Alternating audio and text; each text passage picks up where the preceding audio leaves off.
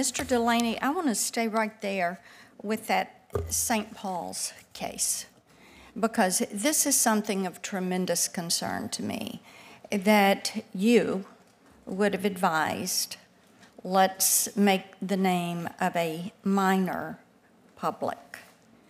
And to me, that is something that borders on being disqualifying.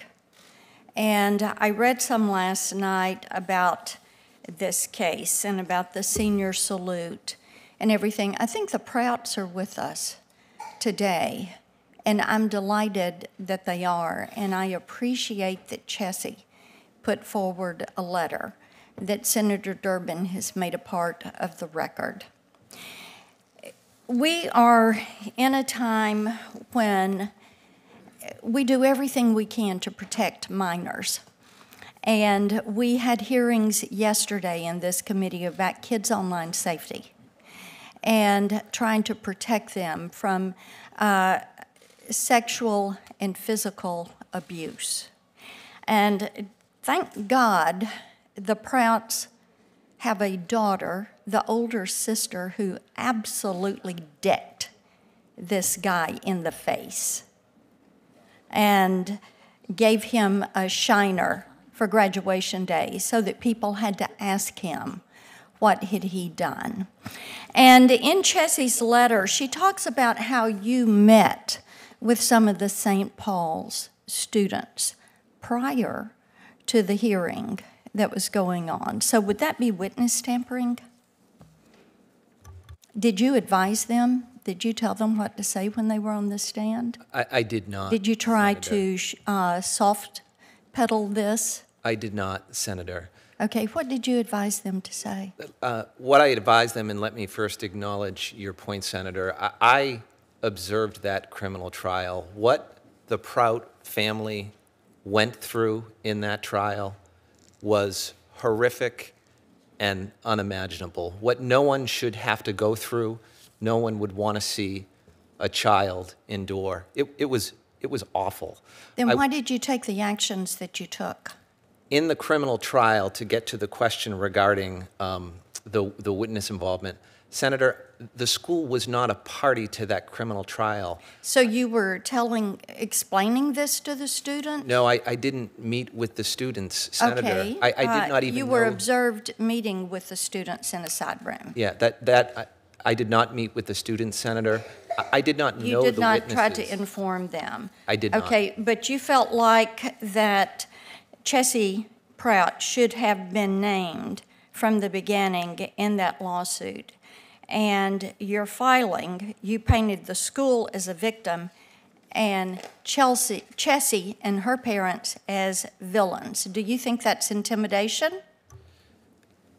I do not believe there was any intent on the school to intimidate. Okay. That is your belief of an intent. Okay. Can you sincerely testify before us this morning that this case was not exceptional enough to require anonymity, because you cited case law in your filing that only in exceptional situations can a court grant a party anonymity? So why should it not be granted to a 15-year-old child? Why would that not be exceptional? Would you not want that for your children?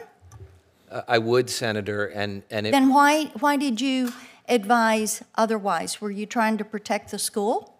The school agreed to allow the family to proceed anonymously, provided that there were conditions on the lawyers advocating. What kind of message do you think your conduct sends to survivors of sexual assault? Young women or maybe young men who have been sexually assaulted. What would happen if they had to come before you on the federal bench? What would they think? I will commit to this committee, Senator, that I will fairly and impartially. You know, words have meaning. We look at words. We also look at actions. And last night, as I read this, I was taken aback that you would have thought a minor child who had been sexually assaulted did not deserve protection. I think it is chilling, the message this sends to young women. You would stand up and you would defend St. Paul's, and you would defend Senior Salute, and you would defend those actions, but you would not defend a 15-year-old girl and protect her anonymity.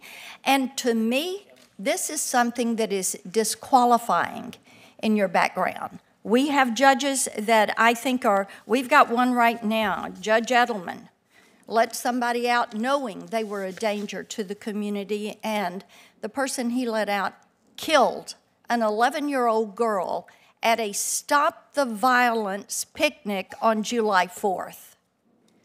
And actions like this send a chilling message to young women in this country, and I find it unacceptable, and I will not be voting for your nomination.